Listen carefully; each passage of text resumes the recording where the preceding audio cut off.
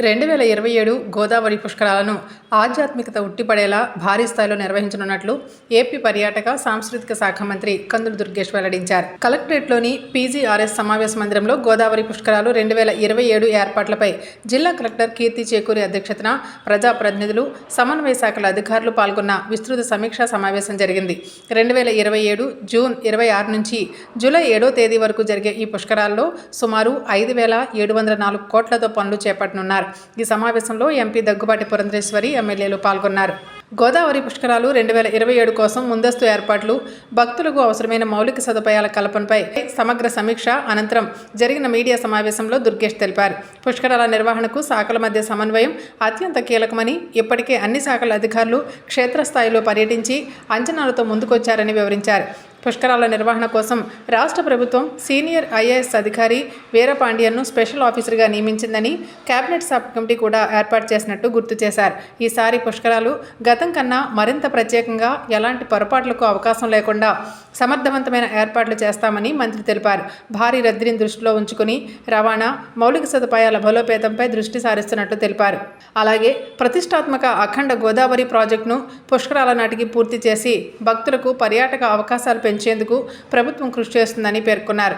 జిల్లాలో ప్రజాప్రతినిధుల నుంచి సంబంధిత ప్రాంతాల పనుల వివరాలు సేకరించి వాటిని ప్రతిపాదనలో చేర్చాలని కూడా మంత్రి సూచించారు. పుష్కరాల నేపథ్యంలో రద్దీని సమర్థవంతంగా ఎదుర్కొనే క్రమంలో నిడదవోలు రైల్వే స్టేషన్ అభివృద్ధి చేయాలని, ప్రత్యేక రైళ్లు ఆగేలా చూడాలని రైల్వే అధికారులకు సూచించారు. ఎంపీ దగ్గుబాటి పురంధరేశ్వర్ మాట్లాడుతూ అందుకు అనుసరించిన ప్రతిపాదనలు సిద్ధం చేయాలని ఆదేశించారు. ఎంపీ దగ్గుబాటి పురంధరేశ్వర్ మాట్లాడుతూ 2015 పుష్కరాలకు దాదాపు 5 కోట్ల మంది భక్తులు హాజరు కాగా ఈసారి 7 నుంచి 8 కోట్ల మంది భక్తులు వచ్చే అవకాశం ఉందని పేర్కొన్నారు. దీనికి అనుగుణంగా రవాణా సదుపాయాలు, భోజనం, త్రాగునీరు, శానిటేషన్, భద్రత వంటి అంశాల్లో ముందుగానే ప్రత్యేక వ్యూహాలు సిద్ధం చేయాల్సిన అవసరం ఉందన్నారు. రాజమహేంద్రవరం మున్సిపల్ కమిషనర్ రాహుల్ మీనా 2015 పుష్కరాల్లో చేపట్టిన చర్యలు, ఈసారి చేపట్టవలసిన అభివృద్ధి పనులపై సమగ్ర పవర్ పాయింట్ ప్రజెంటేషన్ ఇచ్చారు. ప్రత్యేకంగా ఘాట్ మార్గాల విస్తరణ, రద్దీ అంచనాలు, నీటి నాణ్యత, తాత్కాలిక parking, sanitation, mobile command control యూనిట్లు మొదలైన అంశాలను పవర్ పాయింట్ ప్రజెంటేషన్ ద్వారా వివరించారు. ఎమ్మెల్యేలు ముప్పిడి వెంకటేశ్వరరావు, ఆదిరెడ్డి శ్రీనివాస్, ఎమ్మెల్యే నల్లమిల్ల రామకృష్ణారెడ్డి, ఎమ్మెల్యే బత్తుల బలరామకృష్ణ, ఎమ్మెల్సీలు సోమవీర్రాజు, ఎమ్మెల్సీ పేరాబత్తుల రాజశేఖరం పలు సూచనలు చేశారు. ఈ సమావేశంలో joint collector Y Meghaswarup, DRO T Sitaramamurthy, అదనపు ఎస్పీ మురళీకృష్ణ, ఆర్డీఓలు రాణి సుస్మిత, ఆర్ కృష్ణనాయక్, జిల్లా అధికారులు K Gopinath, SBV Reddy, Shanthamani, K Balakrishna, T Tilak Kumar, ఇతర అధికారులు పాల్గొన్నారు. ప్రభుత్వ పాఠశాలలో విద్యా ప్రమాణాలను మెరుగుపరచడం, విద్యార్థుల వ్యక్తిగత వికాసం, విద్యా వ్యవస్థ అభివృద్ధిలో తల్లిదండ్రుల భాగస్వామ్యం పెంపు లక్ష్యంగా డిసెంబర్ 5వ తేదీన జిల్లా వ్యాప్తంగా మెగా పేరెంట్ టీచర్ సమావేశాన్ని ఏర్పాటు చేస్తున్నట్లు ఏపీ పర్యాటక సాంస్కృతిక శాఖ మంత్రి కందుల దుర్గేష్, జిల్లా కలెక్టర్ కీర్తి చేకూరి మీడియా సమావేశంలో వెల్లడించారు. జిల్లాలోని 956 పాఠశాలకు చెందిన 93,399 మంది విద్యార్థులు, సుమారు 2 లక్షల మంది తల్లిదండ్రులు, పాఠశాల నిర్వహణ కమిటీ సభ్యులు, పూర్వ విద్యార్థులు ఈ సమావేశంలో పాల్గొంటారన్నారు. సందర్భంగా డొక్కా సీతమ్మ మధ్యాహ్న భోజన పథకం కార్యక్రమం ఏర్పాటు చేసినట్లు తెలిపారు. ఈ కార్యక్రమంలో హోలిస్టిక్ ప్రోగ్రెస్ కార్డుల పంపిణీ, తరగతి ఉపాధ్యాయులతో వ్యక్తిగత అంచనా చర్చలు, విద్యార్థుల క్రీడా కిట్లు, జాదు పితారా కిట్లు, సైన్స్ ప్రాజెక్టులు, ఇన్స్పైర్ ప్రాజెక్టుల ప్రదర్శనలు నిర్వహిస్తున్నట్లు తెలిపారు. ఈ కార్యక్రమాన్ని విజయవంతం చేయడానికి విద్యార్థులు, తల్లిదండ్రులు, పాఠశాల నిర్వహణ కమిటీ సభ్యులు, పూర్వ విద్యార్థులు పాల్గొని విజయవంతం చేయాలని విజ్ఞప్తి చేశారు. Joint collector Y Meghaswarup, MLC Rajasekhar, MLA Muppidi Venkateswara Rao తదితరులు పాల్గొన్నారు. సెల్ ఫోన్లో సిమ్ లేకుండా ప్రముఖ వాట్సాప్, టెలిగ్రామ్ వినియోగించే వారికి కొత్త చిక్కు వచ్చిపడింది. ఈ యాప్లు వినియోగించేవారు తప్పనిసరిగా తమ ఫోన్లో సిమ్ను వేయాలని టెలికాం డిపార్ట్మెంట్ స్పష్టం చేసింది. ఆ యాప్స్ వాడే ఫోన్లో సిమ్ కార్డు లేకపోయినా లేదా సిమ్ తొలగించినా యాప్ సేవలు ఆటోమేటిక్గా ఆగిపోతాయి.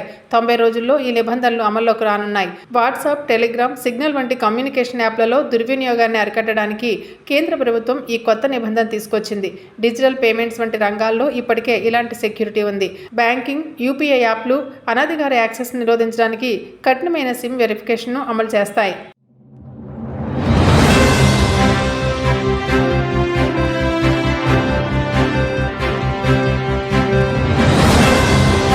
నమస్కారం. సిసిసి డిజిటల్ 230 PM న్యూస్కు స్వాగతం. ముందుగా ముఖ్యాంశాలు. అంతర్జాతీయ స్థాయిలో విశాఖ రైల్వే స్టేషన్ అభివృద్ధి చెందుతుందన్న ఎంపీ శ్రీ భరత్. త్వరలోనే దక్షిణ కోస్తా రైల్వేకు సంబంధించి గెజిట్ నోటిఫికేషన్ విడుదలవుతుందని స్పష్టం. టీటీడీని దోచిన దొంగలు నార్కో అనాలిసిస్ టెస్ట్కి సిద్ధమా? తీవ్ర స్థాయిలో విమర్శలు గుప్పించిన టీడీపీ పోలిట్ బ్యూరో సభ్యుడు Varla Ramayya.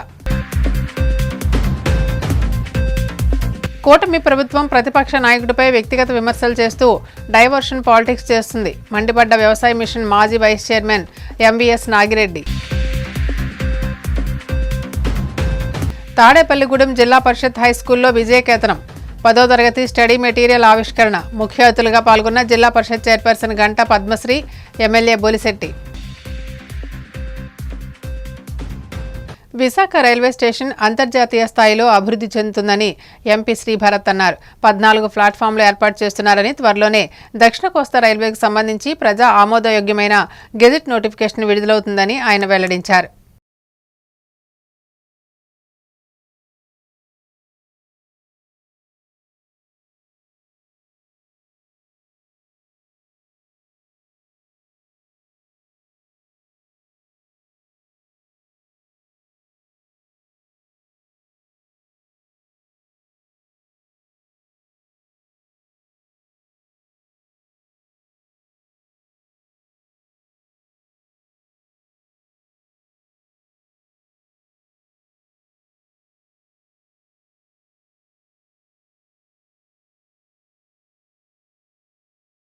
VMRDA the deck building లో కొత్త రైల్వే జోన్ వాళ్ళ ఆఫీస్ రెనోవేషన్ ఎక్కడ దాకా వచ్చిందని చూడడానికి రావడం జరిగింది. ఫ్లోర్ 6, ఫ్లోర్ 7 లో రైల్వే జోన్ కి ఇక్కడ కేటాయించడం జరిగింది.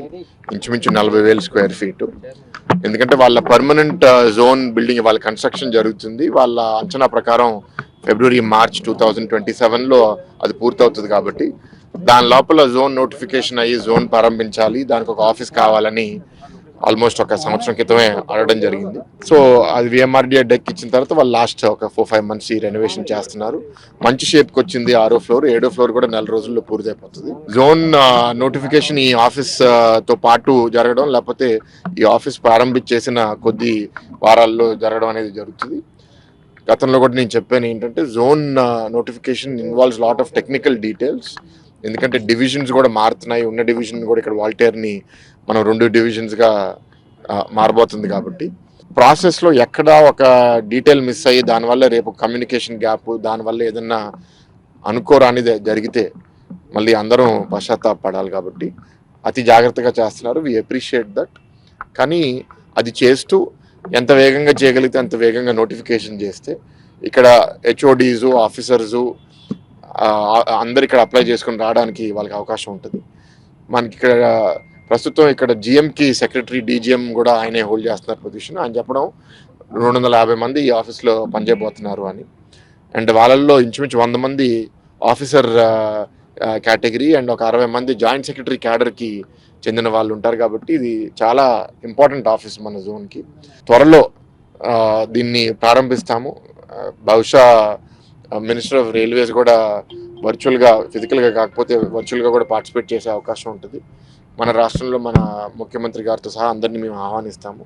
అండ్ వాళ్ళు కూడా ప్రారంభిస్తారని కోరుకుంటున్నాము. ఈ జోన్తో పాటు మిగతా ఇష్యూస్ ఏంటి అంటే రైల్వే స్టేషన్ అప్గ్రేడేషన్ ఎక్కడ దాకా వచ్చింది అని కూడా వాళ్ళతో మాట్లాడాము.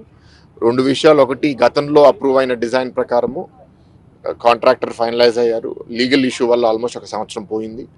దాని తర్వాత కాంట్రాక్టర్ వర్క్ మొదలుపెట్టి ఇంచుమించు ఒక 5-10 కోట్ల వర్క్ కూడా ఇప్పుడు అయిపోయింది. అయితే అదే రైల్వే స్టేషన్లో ఇప్పుడు ప్లాట్ఫామ్స్ పెంచి 14 ప్లాట్ఫామ్స్కి తీసుకెళ్ళబోతున్నారు. కాబట్టి దానికి సెపరేట్ ఒక 300 కోట్ల ప్రపోజల్ ఇవాళ రైల్వే బోర్డుకి వెళ్ళి వాళ్ళ అప్రూవల్ స్టేజ్లో ఉంది.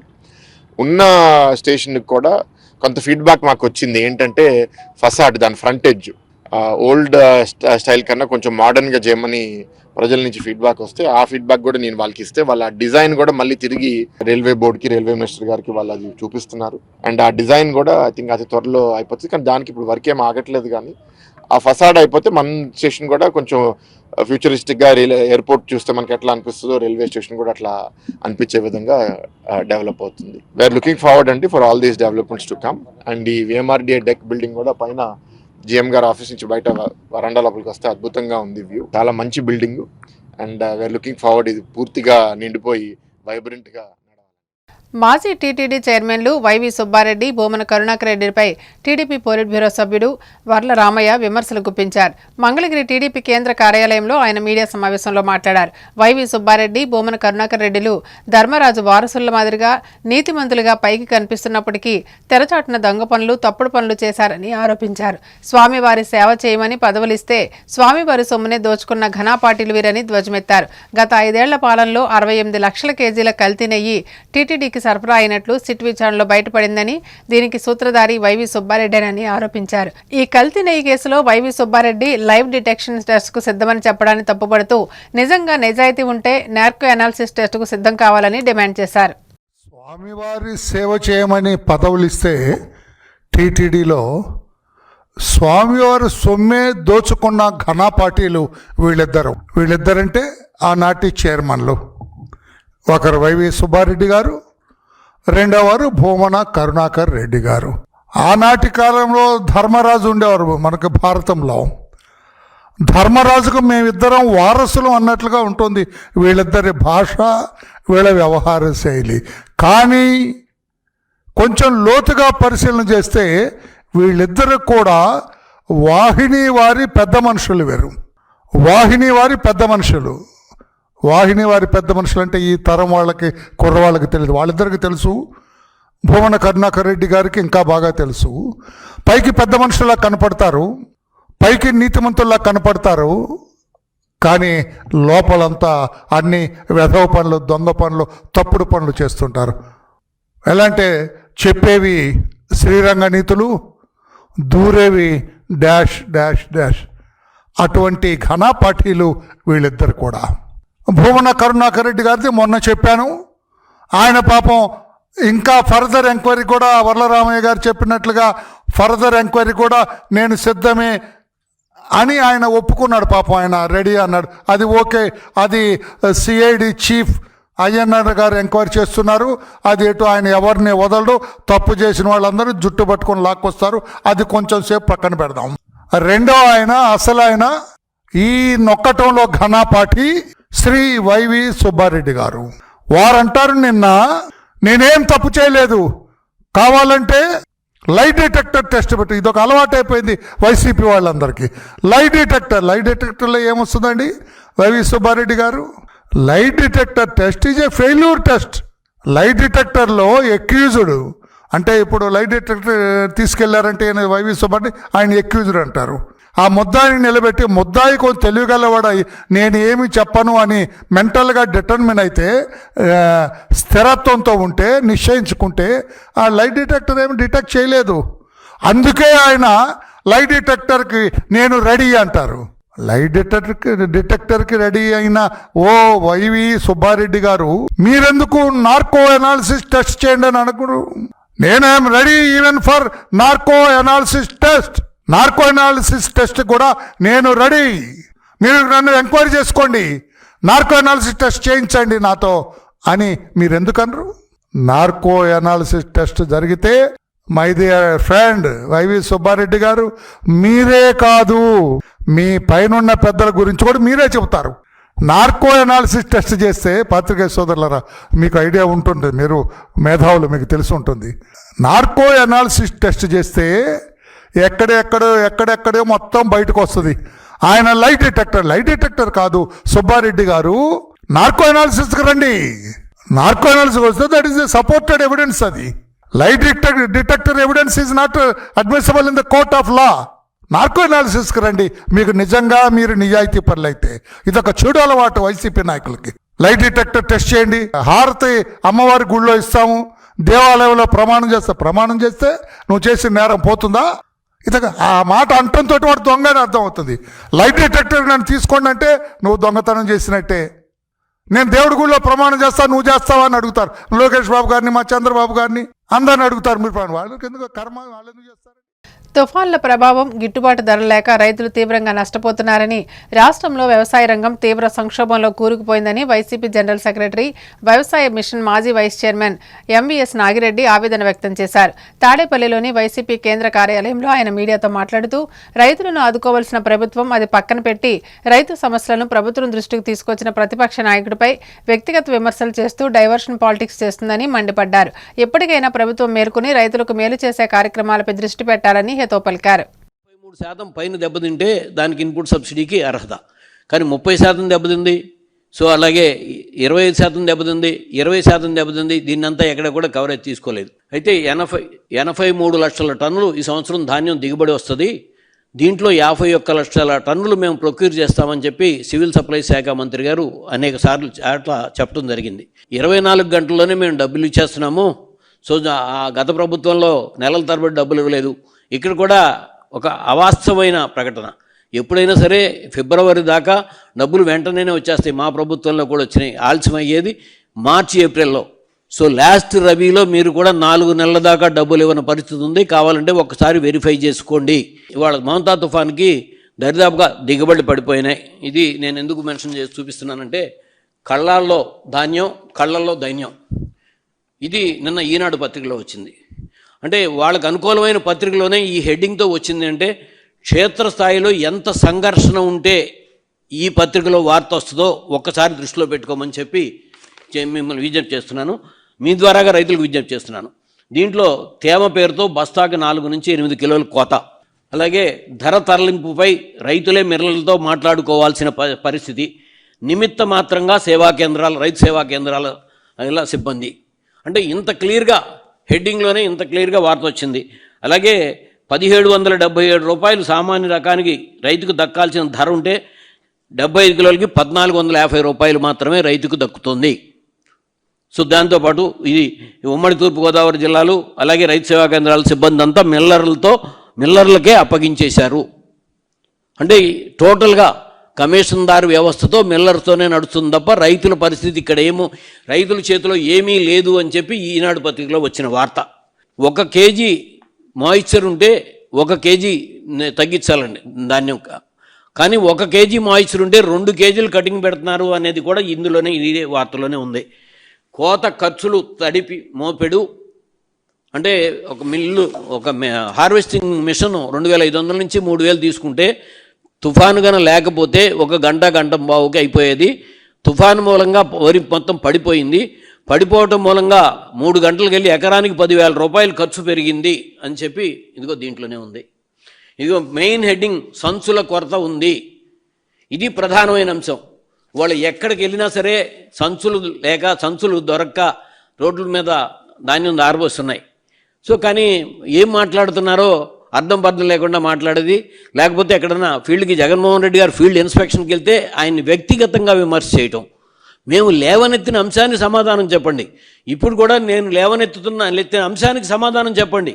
సో ఈ పంటల పరిస్థితి ఇట్లా ఉండి ఇంత పెద్ద ఎత్తున నష్టపోతుంటే రైతులు వస్తున్నా మీకోసం. సో ఒక్కటే నేను విమర్శగా చెప్పట్లేదు. వాళ్ళు వెళ్తున్న వాళ్ళని మీరుగా వెళ్ళి అరటి రైతు దగ్గరికి వెళ్ళి వాళ్ళ ఇంటికి వెళ్ళి, ఆహా మన 18 నెలల్లో మీరు అరటి బ్రహ్మాండంగా అమ్ముకున్నారు కదా, మీరు పండగ చేసుకుంటున్నారు కదా అని అడగండి.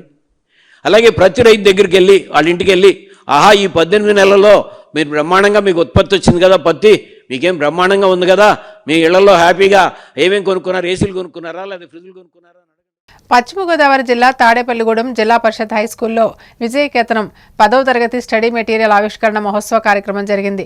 ఈ కార్యక్రమానికి ముఖ్య అతిథులుగా జిల్లా పరిషత్ చైర్పర్సన్ గంటా పద్మశ్రీ, ప్రభుత్వ విప్ ఎమ్మెల్యే బొలిశెట్టి శ్రీనివాస్ హాజరై పుస్తకాన్ని ఆవిష్కరించారు. సందర్భంగా వారు మాట్లాడుతూ, ప్రతి విద్యార్థి దీనిలో పాఠ్యాంశాలను చదవడం ద్వారా అత్యధిక మార్కులు సాధించగలుగుతారని అన్నారు. ప్రైవేటు పాఠశాలకు దీటుగా ప్రభుత్వ పాఠశాలను తయారు చేస్తున్నామన్నారు.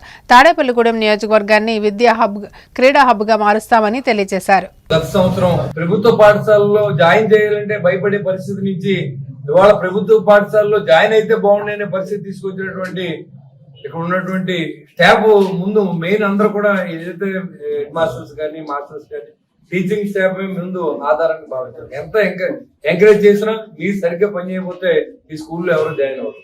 అలాంటి పరిస్థితి నుంచి ఇవాళ 60% నుంచి 85% రావడానికి మా ప్రసాద్ ఆ రోజు మొన్న లాస్ట్ ఇయర్ దాదాపు ఈ తాడేపల్లి పట్టణంలో 1750 బుక్స్ ని ఇచ్చి పిల్లలందరికీ మంచి పర్సంటేజ్ రావడానికి ఆ దంపతులందరూ చేసిన కృషికి వారిని తాడేపల్లి పట్టణం తరఫున, కాన్స్టిట్యూన్సీ తరఫున, జిల్లా తరఫున కూడా చాలా మంది జడ్జి ఉన్నారు. ఎవరు కూడా ఎక్కడ ఇవ్వలేదు. మీరు చూసారు, ఈ తాడేపల్లి పట్టణమే కాదు జిల్లా అంతా కూడా మన ఉమ్మడి పశ్చిమ గోదావరి జిల్లాతో పాటుగా పక్క జిల్లాలు కూడా ఇవాళ మనం ఈ బుక్స్ ని పంచిపెట్టే అవకాశం అడిగారంటే అది ఎంతో కష్టపడి ఈ బుక్ తయారు చేసినటువంటి ఇప్పుడు విద్యావేత్తలు అందరూ కూడా పిల్లల భవిష్యత్తు దృష్టిలో పెట్టుకుని తయారు చేసింది. తాడేపల్లి పట్టణంలో ఉన్నటువంటి మున్సిపల్ హై స్కూల్ అన్నింటిలో కూడా నేను ఈ బుక్ ని ఈ సంవత్సరం కాపీ చేసిన అవకాశం ఇవ్వమని అడుగుతాను. దీన్ని నేను కాపీ చేసుకుని మా బుక్స్ లో ఉన్న మా టీచర్స్ కి మా ద్వారా పిల్లలందరికీ ఇస్తాను మీ పర్మిషన్ తో అని చెప్పి కూడా జిల్లా పరిషత్ చైర్మన్ గారి పర్మిషన్ తో అడుగుతాను. ఎందుకంటే మనం డబ్బులు ఇస్తే నిలబెట్టకపోవచ్చు, కానీ విద్యను ఇస్తే మనం పోయేదాకా ఉంటుంది. పిల్లలకు శ్రద్ధ ఉండాలి, ముందు తల్లిదండ్రులు శ్రద్ధ ఉండాలి, వాళ్ళ మీద కాన్సన్ట్రేషన్ ఉండాలి. ఇవాళ సెల్ ఫోన్లు వచ్చినాయి, సెల్ ఫోన్ తోనే సగం టైం పిల్లలు స్పెండ్ చేస్తూ ఉన్నారు. మా ఇంట్లో కూడా చూస్తున్నాను నేను. కాబట్టి ముందు సెల్ ఫోన్ మీరు దూరంగా ఉండండి. ఏదైనా మీకు 10th క్లాస్ అనేది మీరు ఎటేళ్లలో నిర్ణయించారు. ఎందుకంటే మీ జీవితాన్ని మీకు లక్ష్యం గమ్యం చేర్చాలంటే 10th క్లాస్ అనేది మీరు పాస్ అవ్వాలి ఖచ్చితంగా. అక్కడే మీ టాలెంట్ బయట రావాలి.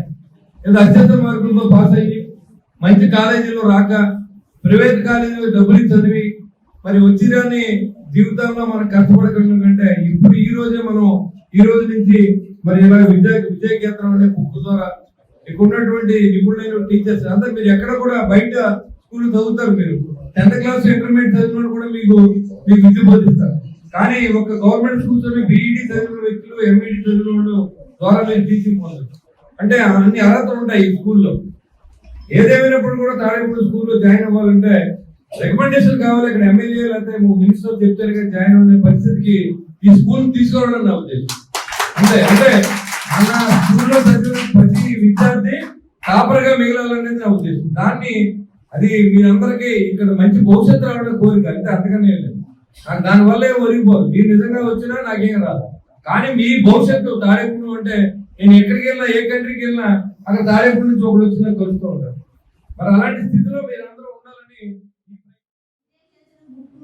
ఇవ్వడానికి ముఖ్య ఉద్దేశం ఏంటంటే చదువుతోనే మనం ఏదైనా సాధించగలం. చదువుకుంటే ఎక్కడైనా మనం బ్రతకగలము. గౌరవ మర్యాదలు కూడా ఆ చదువుతోనే వస్తాయి. కాబట్టి నేను పెద్దగా చదువుకోలేదు, ఆ చదువు విలువ తెలిసింది కాబట్టి నేను ప్రతి పేదవాడికి కూడా ఈ బుక్ కొనుక్కోలేదు. కాబట్టి ఈ బుక్ ఇవ్వాలనే ముఖ్య ఉద్దేశంతో ఇలాంటి కార్యక్రమం మేము చేపట్టడం జరిగింది. గత 2 సంవత్సరాలుగా ఇస్తున్నాము. ఇది 3వ సంవత్సరం. ఒక మామూలుగా ఏదో సాదాసీదాగా ఉండే క్వశ్చన్స్ కాదు ఇవి. మొత్తం కూడా 40 మంది ఎక్స్పర్ట్ని అందరినీ కూడా కూర్చోబెట్టి ఒక మీటింగ్ వేసుకొని ఏవైతే మంచి క్వశ్చన్స్ ఉన్నాయో అవన్నీ వాళ్ళకి తెలుసు కాబట్టి వాళ్ళు తయారు చేశారు. వాళ్ళకి ముందుగా ధన్యవాదాలు తెలియజేసుకుంటున్నానండి. వాళ్ళు ఎంతో కష్టపడి ఈ బుక్కి చేయడం అనేది చాలా వాళ్ళు కూర్చుంటేనే ఇది అయింది కాబట్టి వాళ్ళకి ప్రత్యేకమైన ధన్యవాదాలు తెలియజేసుకుంటాను. మంచి సంకల్పంతోనే దేవాలయాల అభివృద్ధి సాధ్యమవుతుందని కేంద్ర మంత్రి భూపతిరాజు శ్రీనివాస్ వర్మ, డిప్యూటీ స్పీకర్ ఉండి ఎమ్మెల్యే కనుమూరు రఘురామకృష్ణరాజు అన్నారు. పశ్చిమ గోదావరి జిల్లా కాళ్ల మండలం కాళ్లకూరు గ్రామంలో వేంచేసి ఉన్న స్వయంభూ శ్రీ వెంకటేశ్వర స్వామి ఆలయ ధర్మకర్తల మండలి సభ్యుల ప్రమాణ స్వీకారం ఘనంగా జరిగింది. చైర్మన్ అడ్డాల శివరామరాజుతో పాటు సభ్యులచే దేవాదాయ ధర్మాదాయ శాఖ అధికారి తోట శ్రీనివాసరావు ప్రమాణ స్వీకారం చేయించారు.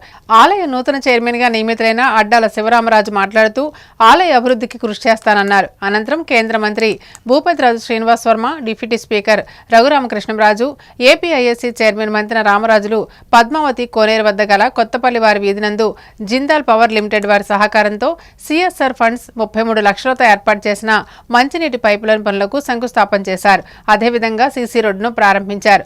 నూతనంగా నిర్మిస్తున్న అన్న సమారాధన భవనం పరిశీలన, వంటశాల, నూతన గదుల శంకుస్థాపన కార్యక్రమాన్ని నిర్వహించారు.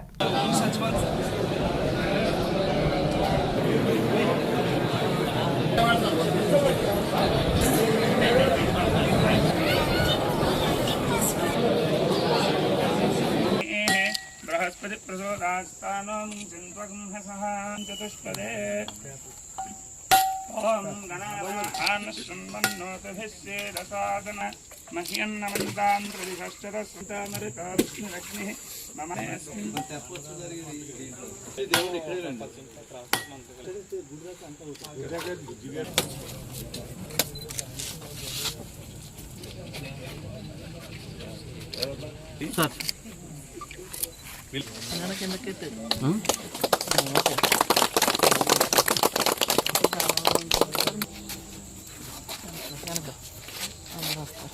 Right sir.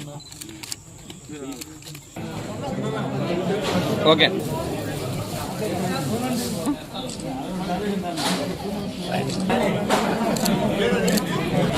స్మైల్ అన్నిటనే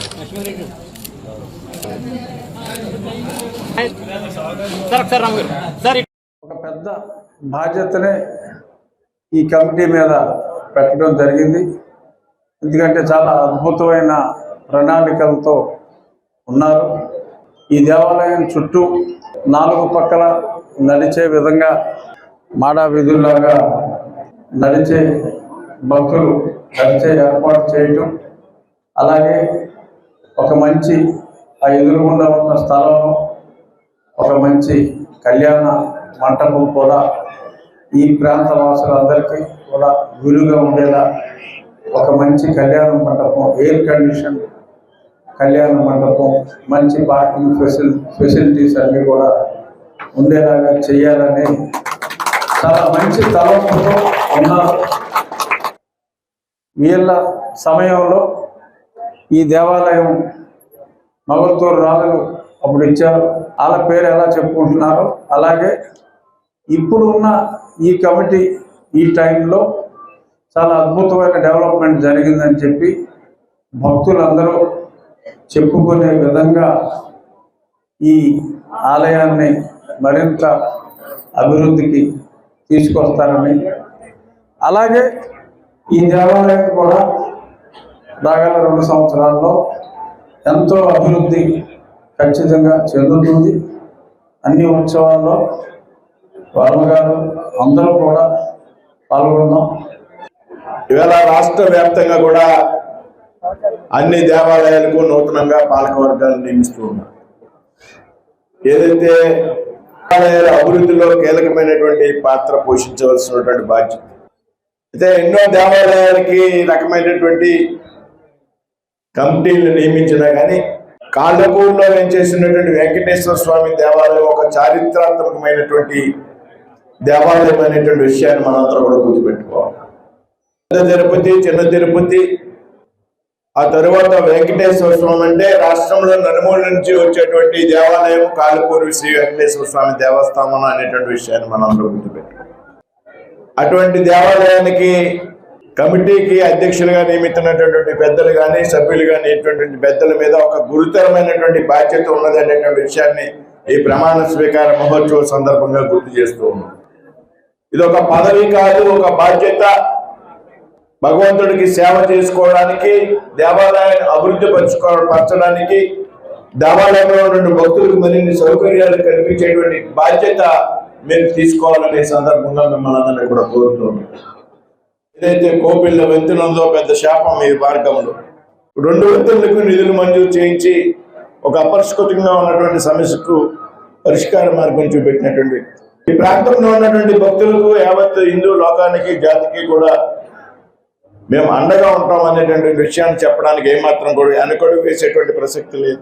ఈ మధ్యకాలంలో మన ప్రాంతంలో పెద్ద ఎత్తున రమణ మహర్షి భక్తులు పెద్ద ఎత్తున ఉన్నారు కాబట్టి నర్సాపురం నుంచి అరుణాచలం వరకు కూడా ఒక ప్రత్యేకమైనటువంటి రైలుని కూడా మనం వేయించడం జరిగింది. కాబట్టి ఈ విధంగా మేము చేసేటువంటి ప్రయత్నాలు ఎప్పుడూ మీకు అండగా ఉంటాం అనేటువంటి విషయాన్ని సందర్భంగా స్పష్టం చేస్తూ సెలవు తీసుకున్నాను. జై. అదేవిధంగా ఈ రోజు ఈ గ్రామంలో సంబంధించినటువంటి అభివృద్ధి కార్యక్రమాలు గౌరవ శాసనసభ్యుల యొక్క ఆదేశాల మేరకు, అదేవిధంగా గౌరవ సిఎస్ఆర్ ఫండ్స్ ఈరోజు త్రిపురాజ్ గారు కానీ, అదేవిధంగా శ్రీనివాసరావు గారు కానీ తీసుకొచ్చి పలు ప్రాంతాలు అభివృద్ధి చేయడం జరుగుతుంది. అందులో భాగంగా ఈరోజు మన కాళ్ళపూరి గ్రామానికి కూడా జిందాల్ పవర్ ప్లాంట్ వారి యొక్క సహాయ సహకారంతో తాగునీటికి ఏదైతే సమస్య ఉందో వెంకయ్య నుంచి ఐదు నుంచి బ్రాంచ్ విడి ఇక్కడ వరకు బ్రాంచ్ ద్వారా వస్తే మధ్యలో ఉన్నటువంటి చేపల చెరువులు ఎక్కువ కలుషితం అవడం వల్ల 80% ఇబ్బంది లేకుండా చేసి ముందర వెంకయ్య నుంచి ఈ కెనాల్ నుంచి డైరెక్ట్ గా పైప్ లైన్ గీసినటువంటి జిందాల్ ట్యాంక్ వారిని కూడా ప్రత్యేకంగా అభినందిస్తున్నాను పెద్దలు గారు కూడా. ఎందుకంటే మనిషి యొక్క సేవ చేసేటప్పుడు 2 రకాలు ప్రాముఖ్యత కానీ అదేవిధంగా అన్నదానం కానీ చేయడం అనేది ఎంతో అదృష్టం. అందులో భాగంగా ఈ రోజు జిందాల్ వారు చేసినటువంటి సహాయాన్ని రాబోయే రోజుల్లో ఎవరు మర్చిపోకుండా అందరూ కూడా రుణపడి తెలియజేసుకుంటూ ఈ అవకాశం కలిగిన పెద్దలకి కూడా హృదయపూర్వక నమస్కారం. మీకు కలిగించిన ఈ అవకాశం మీరు పూర్తిగా వినియోగించి దేవుడి సేవలో పుణ్యమవ్వాలి. అలాగే భక్తులందరూ కూడా మరి మీ యొక్క దేవస్థానానికి వచ్చి దర్శించుకున్న భక్తులకి మరి అన్ని ఏర్పాట్లు చేసి ఎటువంటి ఇబ్బంది లేకుండా చూడవలసిన బాధ్యత మీది. మీ అయ్యేటప్పుడు ప్రతిష్ట మరింత ఇన్వెంట్ చేసేలాగా కృషి చేయాలని కోరుకుంటున్నాను. అలాగే మన ఇంటి శాసనసభ్యులు మరి డిప్యూటీ స్పీకర్ గారు శ్రీ కల్లూరు రామకృష్ణరాజు గారు మీకు ఈ సత్వ అవకాశం ఇచ్చారు కాబట్టి మరి మీరందరూ కూడా దైవభక్తుల నుండి వచ్చే భక్తులకు ఎటువంటి ఇబ్బంది లేకుండా చూడాల్సిన అవసరం ఉంది. ఈరోజు ఎంతో సుదీర్ఘ చరిత్ర కలిగినటువంటి స్వయంగురు వెంకటేశ్వర స్వామి ఆలయ ధర్మకర్తగా ఆలయ చైర్మన్ గా మీరు పదవి కింద కాకుండా బాధ్యతగా స్వీకరించి ఆలయాన్ని భక్తులందరూ కూడా ఎంతో స్వచ్ఛంగా ఈ ఆలయానికి విచ్చేసి ఏ ఇబ్బంది పడకుండా భక్తులకి సదుపాయాలు అందజేయకుండా మీరు అందరూ కూడా కృషి చేయాలని మీ అందరికీ కోరుకుంటున్నాను. అదేవిధంగా పెద్దలు నియోజకవర్గ అభివృద్ధి నిరంతర అభివృద్ధులు ప్రవేశిస్తున్న రవికృష్ణ గారికి అదేవిధంగా నరసాపురం పార్లమెంట్ ని అభివృద్ధిని అతి వేగంగా అభివృద్ధి ముందు తొలగిస్తున్నట్టు నియోజకవర్గ ప్రగతి ప్రదాత శ్రీనివాసరావు గారికి మీరందరూ కూడా ఈ సభాముఖంగా ఉండడం చాలా ఆనందంగా ఉంది. ఏదైతే మేము 2 సంవత్సరాల క్రితం కార్యకర్తలందరూ కూడా నన్ను నమ్మి ఈ అవకాశం కలిగించినటువంటి మన రఘురామకృష్ణరాజు గారు సూచనలు తప్పకుండా పాటిస్తూ అలాగే పెద్దలు శ్రీనివాసవరం గారు రాంబాబు గారి సూచనలు కూడా తీసుకుంటూ ఈ ఆలయ అభివృద్ధికి నా వంతు 100% కృషి చేసి ఏ విధమైన ప్రలోభాలకి వంగకుండా నేను దేవుడి విషయంలో నిక్కచ్చిగా ఉండి సేవ చేస్తాననేసి రఘురామకృష్ణ గారు మాట ఇచ్చాను. అదే మాట ప్రకారం నిలబెట్టుకుంటానని 2 సంవత్సరాల్లో కూడా ఆయన నన్ను నియమించినందుకు ఆయనకు పేరు వచ్చే విధంగా కృషి చేస్తానని ప్రత్యేకమైన కృతజ్ఞతలు అభినందనలు తెలియజేసుకుంటున్నానండి. అలాగే నాకు ఈ అవకాశం కల్పించినటువంటి భరత్ గారికి కూడా హృదయపూర్వక నమస్కారాలు అండి. అందరికీ నమస్కారం. అలాగే ఇక్కడ విచ్చేసిన మాకు తోటి ధర్మకర్తలందరికీ కూడా హృదయపూర్వక నమస్కారాలు కృతజ్ఞతలు అండి. ఇక్కడికి విచ్చేసిన పెద్దలు అందరికీ కూడా ఫ్రెండ్స్ అందరికీ కూడా నా హృదయపూర్వక నమస్కారాలు కృతజ్ఞతలు అండి. అందరికీ కూడా హృదయపూర్వక నమస్కారాలు. దాతల సహాయ సహకారాలతో దివ్యాంగుల అభివృద్ధికి గుండుకొలను శ్రీ విఘ్నేశ్వర దివ్యాంగుల సేవా సంస్థ చేస్తున్న వితరణ కార్యక్రమాలు అభినందనీయమని ఏలూరుకు చెందిన జగపతి స్వామి అన్నారు. వేముడోలు మండలం గుండుకొలను గ్రామంలోని శ్రీ విఘ్నేశ్వర దివ్యాంగుల సేవా సమితి ఆధ్వర్యంలో గ్రామానికి చెందిన 60 మంది దివ్యాంగులకు నెలవారీ వితరణ కార్యక్రమంలో భాగంగా డిసెంబర్ నెలకు సంబంధించి సన్నబియ్యం, పండ్లు, దుప్పట్లు, భోజనాన్ని గ్రామానికి చెందిన దాత వగ్వాల రాంబాబు జ్ఞాపకార్థం ఆయన కుటుంబ సభ్యులు అందజేశారు. ఈ కార్యక్రమంలో పాల్గొన్న ఏలూరుకు చెందిన జగపతి స్వామి మాట్లాడుతూ శ్రీ విఘ్నేశ్వర సంస్థ చేస్తున్న సేవా కార్యక్రమాలను అభినందించారు.